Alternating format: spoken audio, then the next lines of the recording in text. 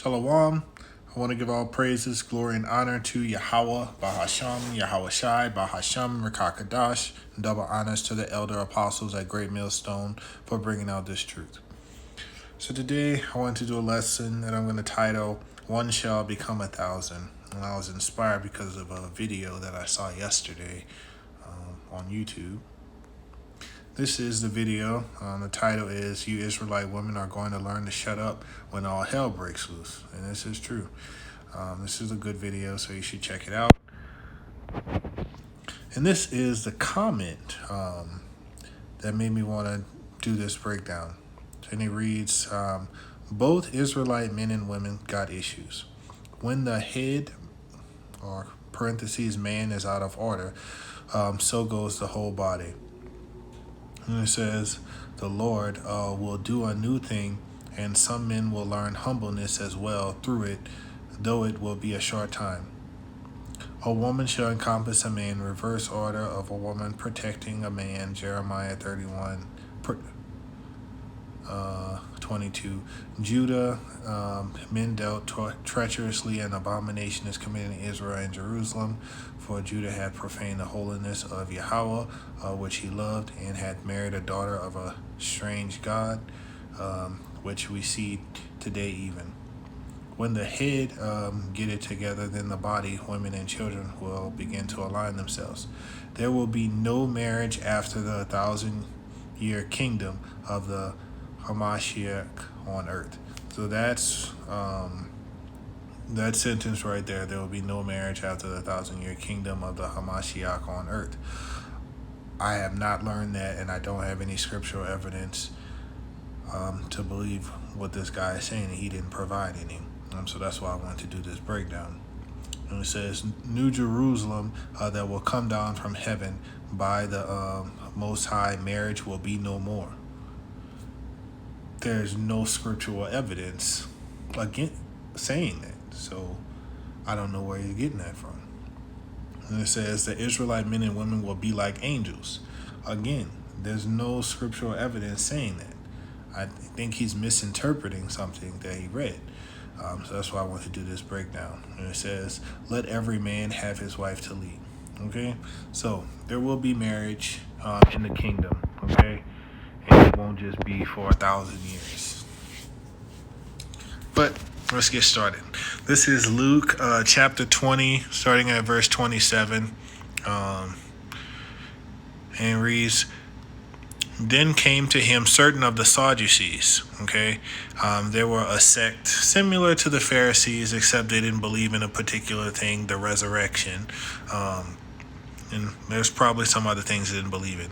But it explains right here, which deny that there is any resurrection. And they asked him, saying, Master, Moses wrote unto us, if any man's brother die, having a wife, and he die without children, that his brother should take his wife and raise up seed unto his brother. So what is that getting into? That's getting into something called the Kinsman's Redeemer. Okay, so we can get a understanding of what the Kinsman Redeemer is by going back to the Old Testament.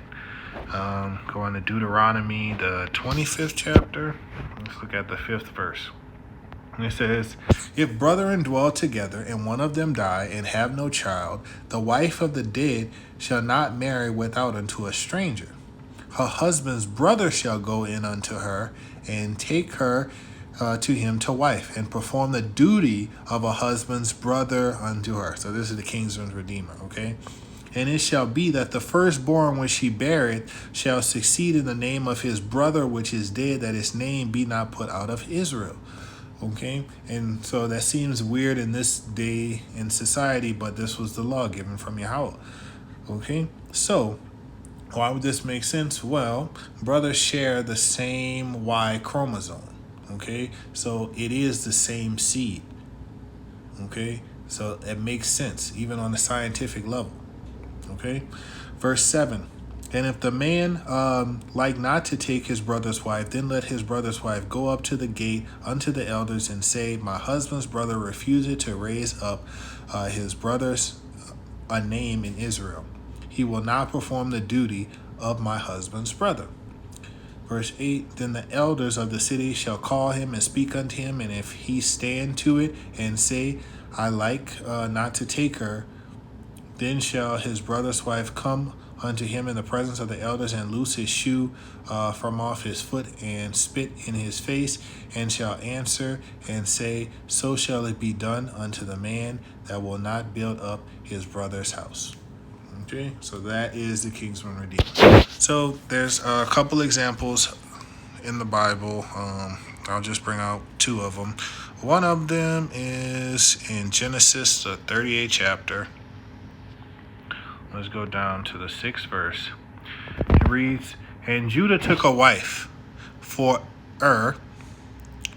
his firstborn, whose name was Tamar. And Judah's firstborn, was wicked in the sight of Yahweh, and Yahweh slew him. Okay? Yahweh, he makes dead, he makes alive. If somebody dies, it's by Yahweh's hand. He ordains it. Okay? Verse 8, and Judah said unto Onan, go in unto thy brother's wife. Why?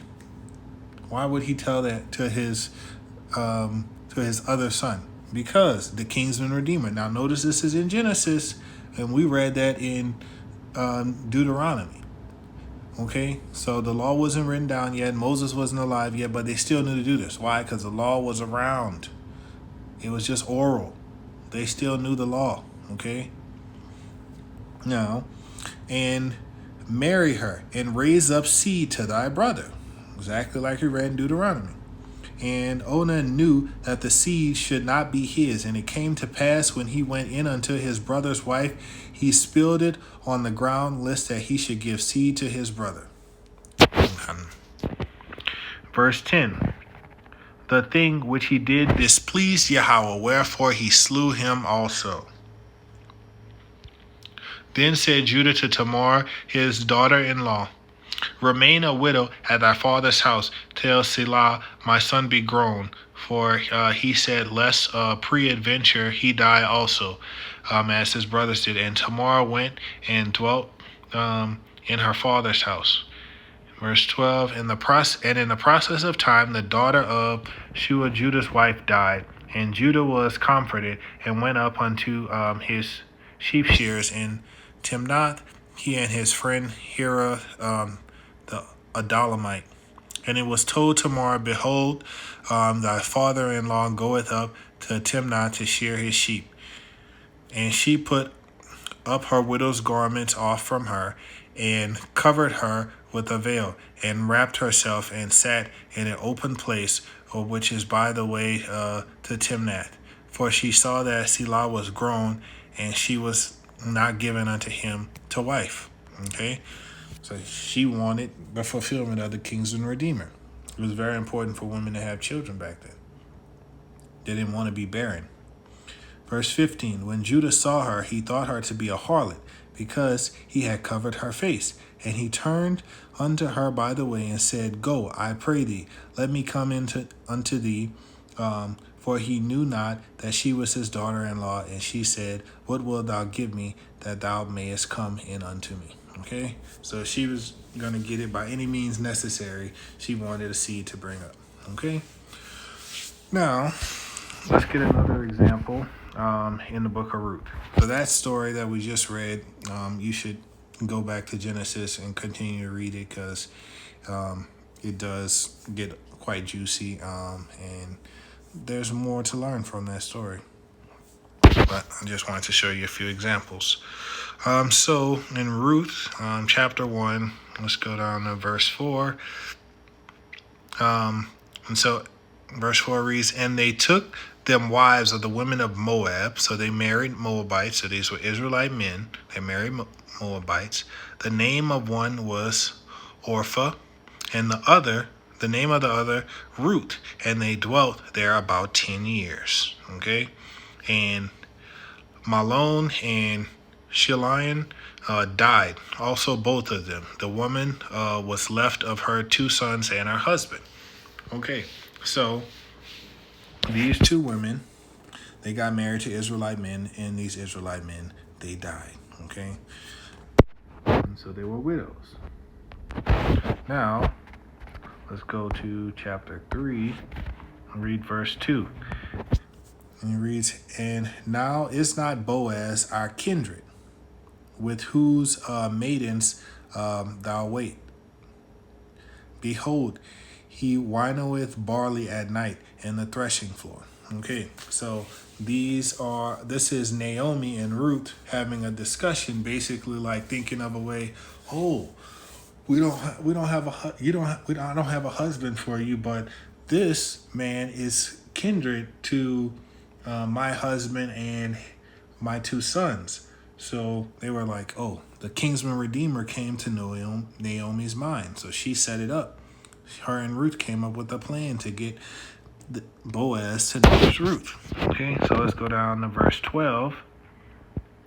Verse 12 reads, "And now it is true that I am thy near kinsman. Howbeit there is a kinsman nearer than I. Tarry this night, and it shall be in the morning that if he will perform unto thee the part of kinsman, well, let him do the kinsman's part. But if he will not do the part of kinsman to thee, then I will do the part of kinsman to thee, as Yahweh liveth. Lie down until the morning." Okay, so their plan came into fruition. Okay, he noticed Ruth, but he noticed that he wasn't next in line. So he had to go find the next kinsman. Okay, now this is chapter 4, and we'll read down to verse 12. "Then Boaz went up to the gate, as we read in Deuteronomy, and sat down her, and behold, the kinsman of Boaz spake, came by unto him. He said, Lo, such a one, turn aside, sit down here. And he turned aside and sat down. And he took 10 men of the elders of the city and said, Sit ye down here. And they sat down." Okay, so they went up to the elders of the city. Deuteronomy, the example that we saw, Salakia, it was the woman that had went up to the elders at the gate. But yeah, they go up to the elders at the gate, and then they called the man up if he wanted to deny it. But in this example, they're all going up to the gate and asking if he wanted to fulfill the role. In verse 3, "He said unto the kinsman, Naomi, that is come again out of the country of Moab, selleth a parcel of land which was our brother Elimelech's. And I thought to advertise thee, saying, Buy it before the inhabitants and before the elders of thy people. If thou wilt redeem it, redeem it. But if thou wilt not redeem it, then tell me, that I may know.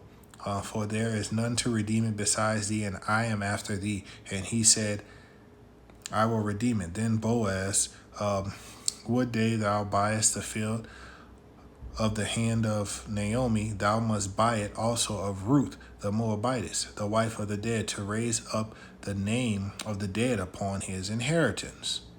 Okay. And the kinsman said, "I cannot redeem it for myself, lest I mar mine own inheritance.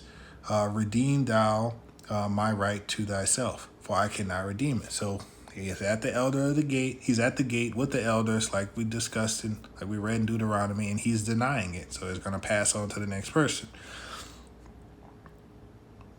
"Now, this was the manner in former time of Israel concerning redeeming and concerning changing. For to confirm all things, a man plucked off his shoe and gave it to his neighbor, and this was a testimony in Israel. Therefore the kinsman said unto Boaz, Buy it for thee. So he drew off his shoe. And Boaz said unto the elders and unto all the people, Ye are a witness this day that I have brought all that was Elimelech's, and all that was Chilion's and Malon's of the hand of Naomi.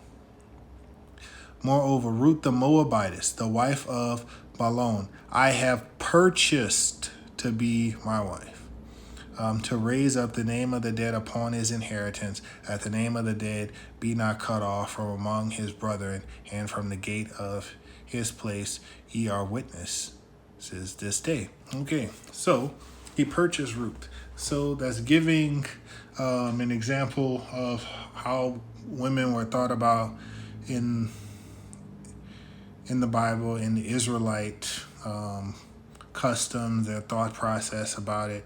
Women were property. Okay? It's hard for us to fathom that today, but that's the way it is. That's the way it was. That's the way it was set up to be.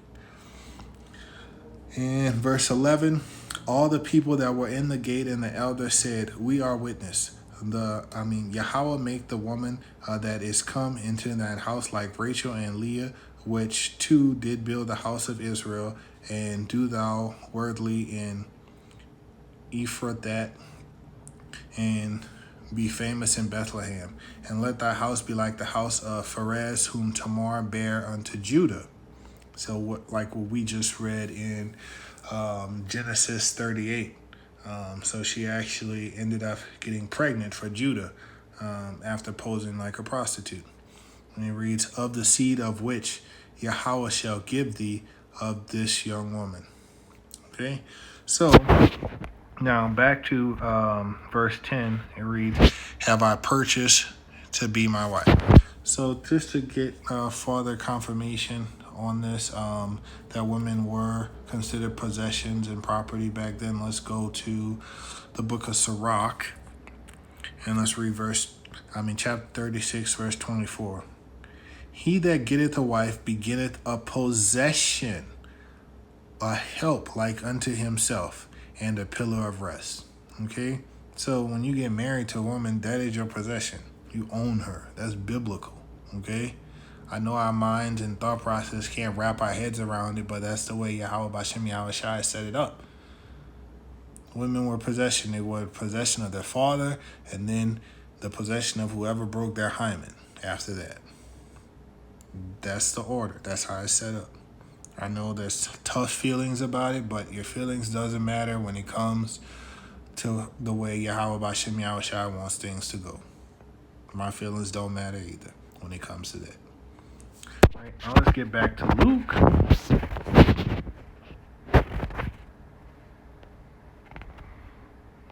20th chapter. All right, 29th verse. All right. "There were therefore 7 brethren, and the first took a wife and died without children." Okay, and then according to the kinsman redeemer, the second took her to wife, and he died childless. And the third took her, and in like manner the 7th also, and they left no children and died. It says, "Last of all, the woman died also." Okay, so she had many husbands, and this was like they were setting up a trick question for Yahweh Shai, but they just didn't have an understanding of who they was talking to. Okay, so let's get another precept. Let's go to 1 Corinthians 7 and 39. And it reads, "The wife is bound by the law as long as her husband liveth. But if her husband be dead, she is at liberty to be married to whom she will, only in the Lord." So, since her husband has passed away, it was okay for her to remarry. So, she did nothing wrong.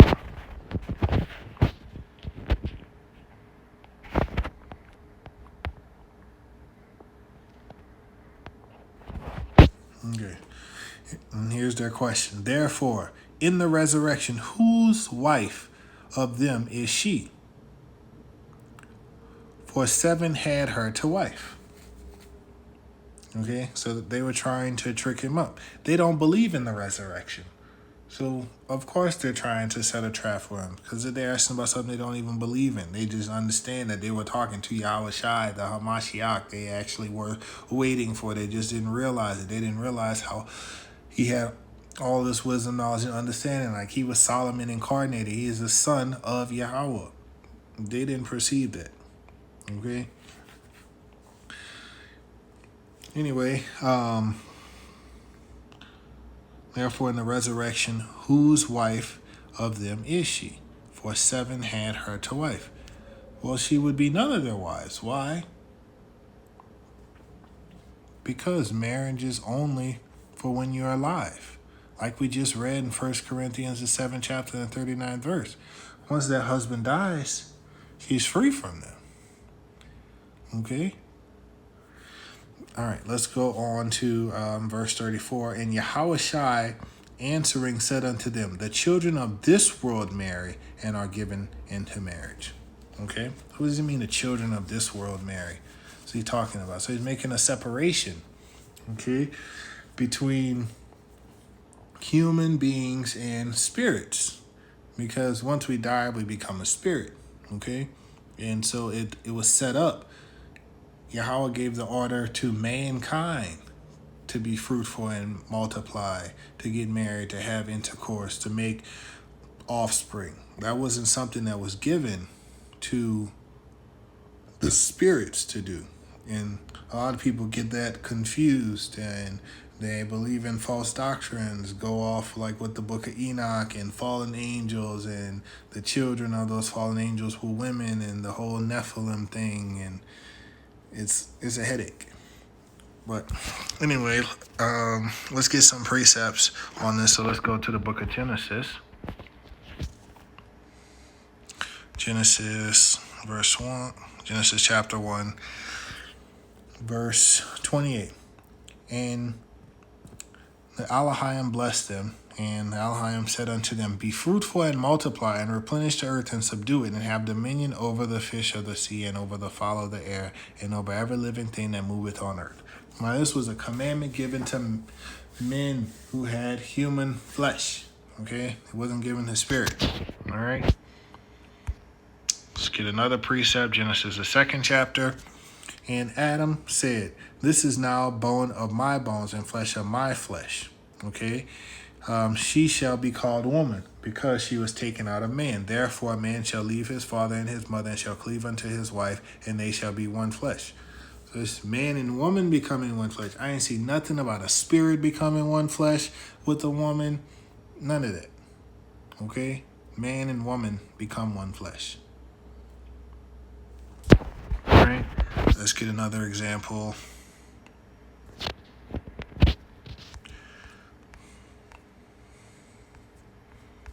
Right. This is Genesis 24 and 67. And Isaac brought her into his mother Sarah's tent, and took Rebekah, and she became his wife. And he loved her, and Isaac was comforted after his mother's death. So how did they become one flesh? Through intercourse. He took her. Looking into that word, took her, okay, that's going into intercourse with Rebekah. All right? So that's how you become one flesh, have intercourse, because us in our fleshly bodies, we're able to do that. All right? But once you leave that fleshly body and become a spirit, you're not able to do that anymore.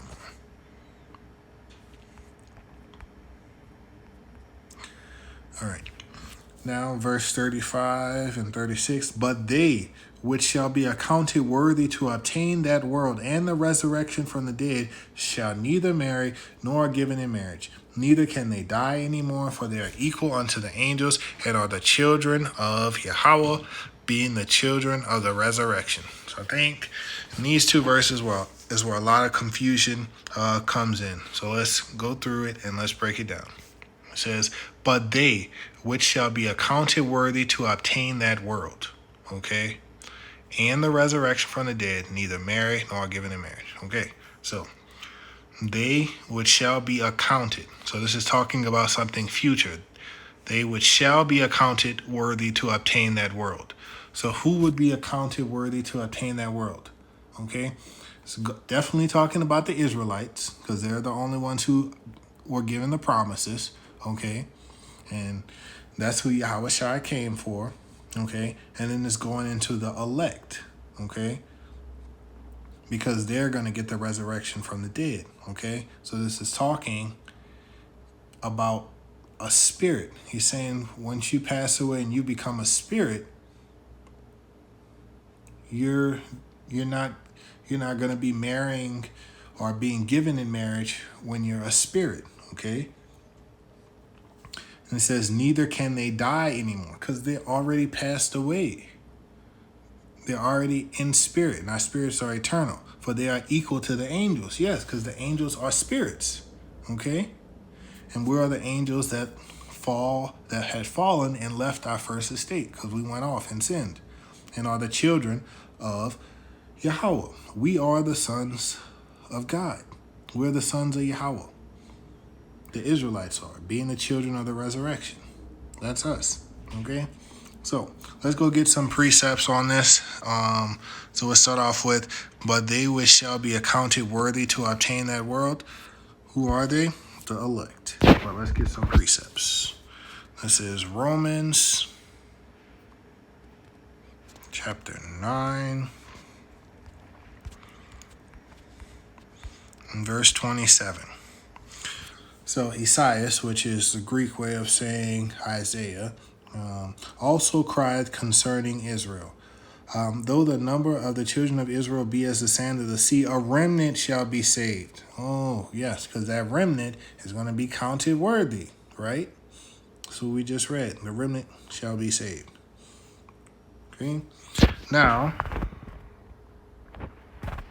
let's go to the Old Testament and get another precept to help us understand further about this remnant. Let's go to the book of Zechariah, 13th chapter, 8th verse. And it says, and it shall come to pass that in all the land, saith Yahweh, 2 parts therein shall be cut off and die. What 2 parts? 2/3 of the children of Israel. They're going to be cut off. Talking about during the time of Jacob's trouble. But the 3rd shall be left therein. The 3rd, who is that 3rd? The 3rd is that remnant that we just read. Those that will be counted worthy. The elect. Okay. Verse 9. I will bring the 3rd part through the fire, and I will refine them as silver is refined. And I will try them as gold is tried. And they shall call on my name, which is Yahweh, Bahasham, Yahweh Shai. And I will hear them. And I will say, it is my people. And they shall say, Yahweh is my power. Okay, so how are they going to be worthy? Because he's going to try them to see if they're worthy. He's going to bring them through the fire. He's going to test us. He's going to test the elect. Okay, now let's get back to the book of Romans and go to the 11th chapter and get another precept from 26th verse. And it says, and so all Israel shall be saved, as it is written, there shall come out of Zion the deliverer, and shall turn away ungodliness from Jacob. So what is that saying? It's saying eventually all of Israel is going to be saved. So what does that mean, all of Israel is going to be saved? So if only the elect is going to be counted worthy, and they're going to be saved, and the other people, the 2/3 die, how is all of Israel going to be saved? They have to come back some kind of way, right? Don't they have to come back? How are they going to come back? Now that's the question. So we'll answer that a little later on. So let's go back to Luke.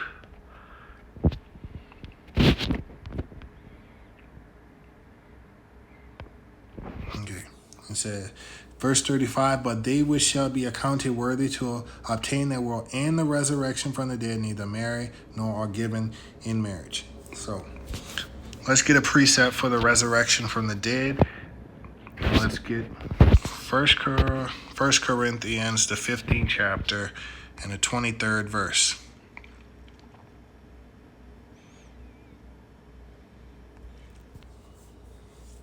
Well, not 23rd verse.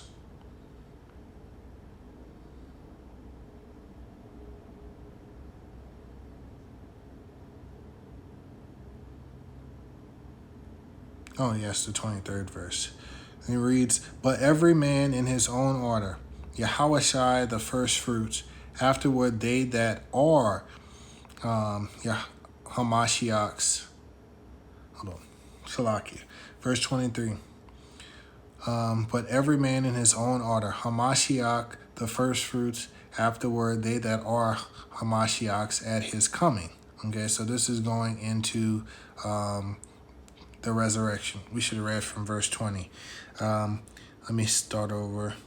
But now is Hamashiach risen from the dead and become the first fruits of them that slept. For since by man came death, by man also the resurrection of the dead. For as in Adam all die, even so in Hamashiach shall all be made alive, but every man in his own order. Hamashiach the first fruits, afterwards they that are Hamashiachs at his coming. Okay, So this is going into the resurrection of the dead, the resurrection, because the elect will rise first. The dead in Hamashiach are going to rise first, and then everybody else who's left, they'll be caught up to them. Okay, so let's go back to Luke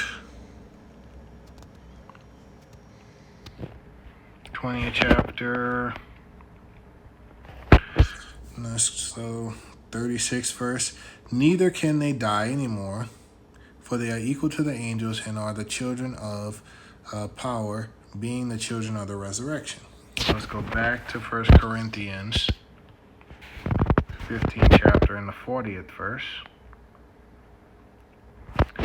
And it says, there are also celestial bodies and bodies terrestrial, but the glory of the celestial is one, the glory of the terrestrial is another. So they're more than one type of body. So the celestial body, that would be like the bodies that the angels have, okay? Terrestrial body, that would be like our earthly bodies, okay? And so when we die, we're spirit. We're like the angels, okay? And that's why we can't be given in marriage and engage in those activities when we're spirits. But when you're in your terrestrial body, you can engage in those activities. So how could fallen angels come down without bodies, without terrestrial bodies, and engage in intercourse with women and make children? That makes no sense. They can't do it. Okay? And so, let's get some more proof on that we become spirits when we die. So let's go to Ecclesiasticus, the 12th chapter and the 7th verse. And it says, Ecclesiastes, the 12th chapter and the 7th verse, then shall the dust return to the earth as it was, and the spirit shall return unto Yahweh who gave it. Okay? So our bodies, they go back to the dust. And then our spirit goes to the Father. So that's why we're like angels when we die. Now, let's get some more precepts on us being like the angels. So let's go to the book of Jude, 1st chapter, 6th verse. And the angels, so what is an angel? Angel means messenger, okay? Which kept not their first estate. Okay, so what angels didn't keep their first estate? Well, that would be the Israelites. Who are basically the reincarnated Adamites. Okay, but they left their own habitation. He hath reserved in everlasting chains of darkness unto the judgment of the great day. So the Israelites are those angels that left their first estates. They fell. So if you look at in Genesis, it says the fall of man. That was the fall they're talking about from their first estate. We were in a perfect, sinless state. That's how we were created initially. But then we fell. And since Adam fell, then we all fell from that. And so we've been locked in these chains of darkness. Chains under darkness. Everlasting chains under darkness, which is going into these fleshly, sinful bodies that has a propensity to go off. And they're naturally set against the laws of Yahweh Bashem Yahushai. And so we're stuck in this state until we're freed. Okay? So let's get another precept on that. So let's go to the book of Psalms. Go to the 82nd chapter to the 6th verse. And it reads, I have said, ye are gods, and all of you are children of the Most High. And this is talking about the Israelites, okay? And so I hope it makes sense to you how it can say we're the angels that left our first estate, because we're the Israelites. We're princes of the power, Yasharallah. He prince power. That's who we are. We are the sons of Yahweh. We're his children. Yahushua was the first, and then he made us. But we are gods. We just have fallen. Okay? And let's get verse 7. But ye shall die like men and fall like one of the princes. That's the state that we're in right now. We're fallen from our first estate. let's go to the New Testament and see how Yahushua uses this. John 10 and verse 33 through 39 says, the Jews answered him, saying, for a good work we stone thee not, but for blasphemy, because that thou, being a man, makest thyself God, or power. Yahushua answered them, is it not written in your law, I said ye are gods or powers? Verse 38, if he called them gods, to whom the word of Yahweh came, who did the word come to? The Israelites. That's who he's talking to, because that's who it was given to. And the scripture cannot be broken. Oh, wait a minute. It says the scripture cannot be broken. So that means the things in the Old Testament, they can't be changed. This is coming out of Yahushua's mouth. So nobody can refute this. So that's a major cut to everybody who goes against the Old Testament and be like, oh, that's Old Testament. That's Old Testament. Well, you just got cut in the New Testament about the Old Testament. Verse 36, say ye of him whom the Father had sanctified and set in the world, thou blasphemest, because I said I am the Son of Yahweh. If I do not the works of my Father, believe me not. But if I do, though ye believe me not, believe the works, that ye may know and believe that the Father is in me and I in him. Therefore they sought again to take him, but he escaped out of their hand. Oh, so he put that wisdom, knowledge, and understanding on him. They couldn't take it, and so they was like, okay, let's just get him. Let's capture him, and so we could get rid of him, because intellectually we can't touch him. Okay. So let's go back to the book of Psalms, and let's see, who did the word come to? Is it Psalms 137? Nope. I think it's 139.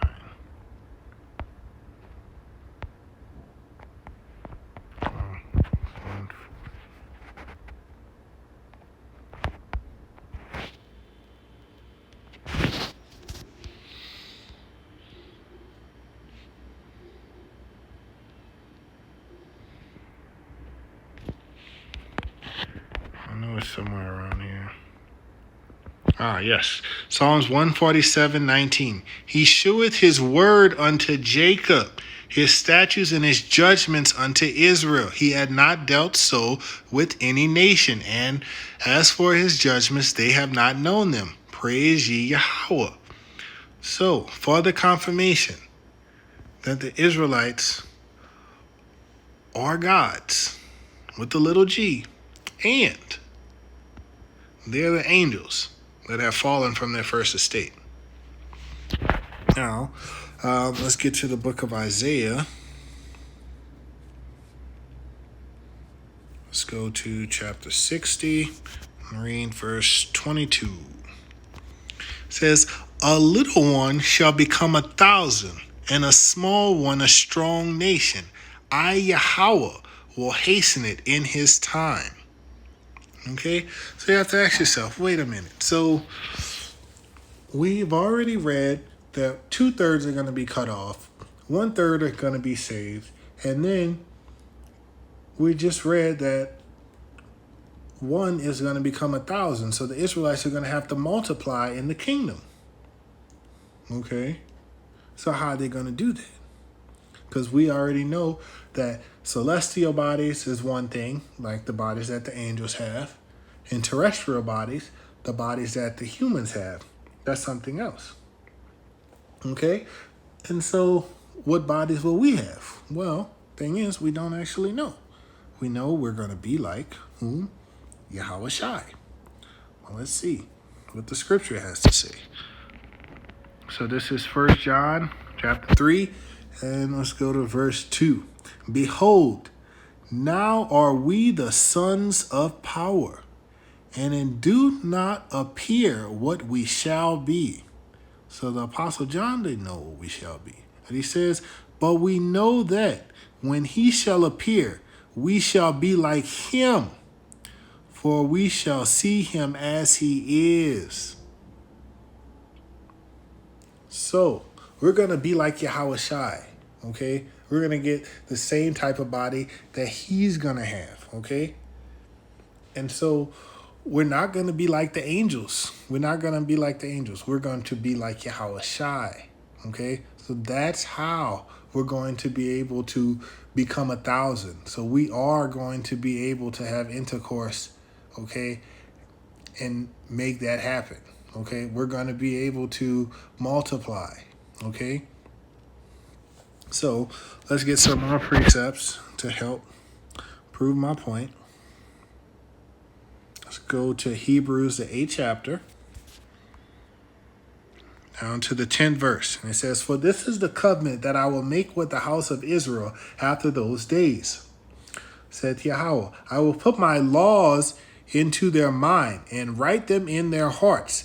And I will be to them a power, and they shall be to me a people. And they shall not teach every man his neighbor and every man his brother, saying, Know Yahweh, for all shall know me, from the least to the greatest." Okay, so in the kingdom, we're gonna know the laws. They're gonna be in our hearts, and we're not gonna go off, because he's gonna take all ungodliness away from Jacob. So we're not gonna go off. So we're gonna follow the law, and so that means we can and will do the things that the law says we can do, and we're gonna do it to perfection. Because that's how he's going to design us. We're going to be in these new bodies that are like Yahushai's body. So let's see what the law says, though. Let's go to Exodus 21, verse 10. And the law says, if he take him another wife. So the law has marriage in it. So we should be able to do that. And the law says, another wife. So that means more than one wife. So we should be able to do that. Okay, her food, her raiment, her duty of marriage shall he not diminish. And of course, we were going to fulfill those duties. All right. Now, let's go to Deuteronomy, not Joshua, Deuteronomy, the 21st chapter. Let's go down to the 10th verse. It says, "When thou goest forth to war against thine enemies, and Yahweh thy power had delivered them into thine hands, and thou hast taken them captive." Okay, so when will this happen? So when Yahushua comes back, he's going to put down all rule, authority, and everything. And so the whole world is going to be our captives. Okay, so this will apply. Okay, verse 11. "And seeing among the captives a beautiful woman, and hast a desire unto her, that thou wouldest have her to thy wife." So we're going to be able to take concubines in the kingdom because it's in the law, and the law is going to be in our heart. Why would he put it in the law if we couldn't do it? Remember, our minds aren't as vast as the mind of Yahweh.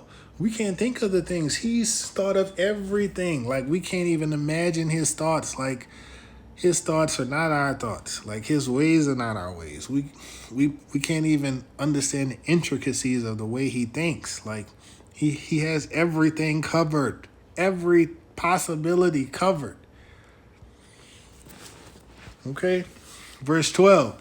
"Then thou shalt bring her home to thine house, and she shall shave her head and pare her nails. And she shall put the raiment of her captivity from off her, and shall remain in thine house, and bewail her father and her mother a full month. And after that thou shalt go in unto her." That means take her to be your wife. That means intercourse. That's what that means. "And be her husband, and she shall be thy wife." This is going into concubinage, because only Israelite women can be your wife, but other nations, they can be a concubine, okay? "And it shall be, if thou have no delight in her, then thou shalt let her go whither she will, but thou shalt not sell her at all for money. Thou shalt not make merchandise of her, because thou hast humbled her." How do you humble somebody? How do you humble a woman in that manner? You take her virginity, Let's get another precept in the book of Isaiah. Isaiah 14, verse 1 says, "For Yahweh will have mercy on Jacob, and will yet choose Israel." Doesn't he say that he has mercy on whom I have mercy? Yeah, and he chose whom to have mercy on. Jacob, Israel. and set them in their own land, and the strangers shall be joined to them, joined with them. And which strangers? The Israelite foreigners. Those strangers. It's not talking about the other nations. And they shall cleave to the house of Jacob. Verse 2. The people shall take them and bring them to their place, and the house of Israel shall possess them. Okay, now, what is this talking about in verse 2? This is talking about the other nations now, because we're going to possess them, because that's in our law, that we get to possess them. Possess them in the land of Yahweh for servants and handmaids. Okay, and they shall take them captives whose captives they were, and they shall rule over their oppressors. Okay, and it shall come to pass in the day that Yahweh shall give thee rest from thy sorrow and from thy fear and from the hard bondage wherein thou was made to serve. So, that word handmaids, so you can look into it, you can trace it back all the way to wench, all the way back to concubine if you looked far enough. But let's get some examples from the scripture of when men had their concubines, had their handmaids, or their wives' handmaids. Just for example. So this is Genesis chapter 16, going with into Sarah, Hagar, and Abraham, and Abram. Now Sarai, Abram's wife, bare him no children, and she had a handmaid, an Egyptian, whose name was Hagar. And Sarah said unto Abram, Behold now, Yahweh hath restrained me from bearing. I pray thee, go in unto my maid. It may be that I may obtain children by her. And Abram hearkened to the voice of Sarai. And Sarai, Abram's wife, took Hagar, her maid, the Egyptian, after Abram had dwelt 10 years in the land of Canaan, and gave her to her husband Abraham to be his wife. And he went unto Hagar, and she conceived. And when she saw that she had conceived, her mistress was despised in her eyes. So, handmaids in biblical time could become concubines, okay, if you chose to do that, because you own them. All right. So I know that this situation with Sarah and Abraham was them trying to basically force how they thought Abraham was going to get his seed through the promise, but that wasn't what Yahweh Bashem Yahushai wanted. That wasn't how he set it up to go. But that's not the point I'm trying to make. So the point I'm trying to make is that you can take your handmaids as concubines, and there's scriptural context for it. Now, we can go to Genesis chapter 30 to get another example of that. And it says, and when Rachel saw that she bare Jacob no children, Rachel envied her sister and said unto Jacob, Give me children, or else I die. And Jacob's anger was kindled against Rachel, and said, Am I in Yahweh's stead, who hath withheld from thee the fruit of the womb? She said, Behold, my maid Bilhah, go in unto her, and she shall bear upon my knees, that I may also have children by her. So this is going into another example in Israelite culture of handmaids being turned into concubines. And she gave him Bilhah, her handmaid, to wife, and Jacob went in unto her. And Bilhah conceived and bare Jacob a son. Now the other sister eventually does the same thing. You continue to read this chapter, you'll get that.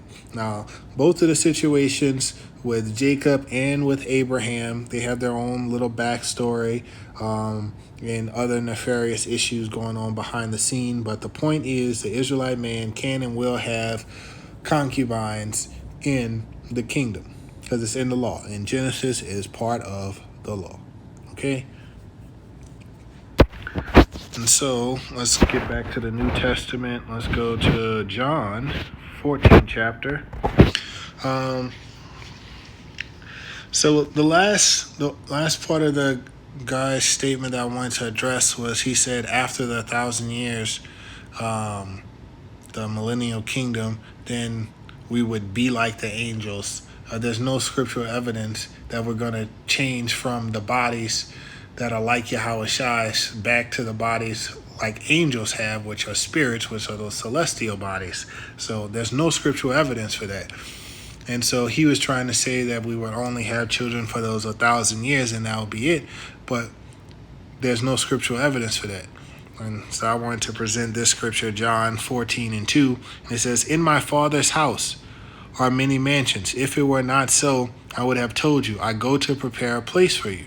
And if I go and prepare a place for you, I will come again and receive you unto myself, that where I am, there ye may be also." So when a lot of people read this scripture, I think the thing comes to mind. They're thinking about the city, the New Jerusalem. They're thinking about, the house in that city as mansions. But as the elders have brought out, he's talking about other planets. Just think about it. The galaxy, at least from what we understand from science, the universe is constantly expanding. Why would it be constantly expanding? Why would Yahweh Bashem Yahweh Shai have it set up to be constantly expanding? Because he wants the Israelites to be fruitful and multiply so we can expand. That's those mansions that Yahweh Shai went to prepare a place for us. That's what's going on.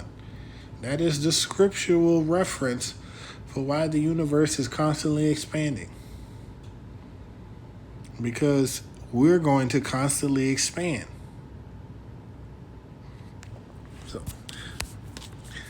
with that, I want to say Shalom, and I hope this lesson was edifying. And if there's any comments, questions, or concerns, leave it in the comment section and I'll respond accordingly.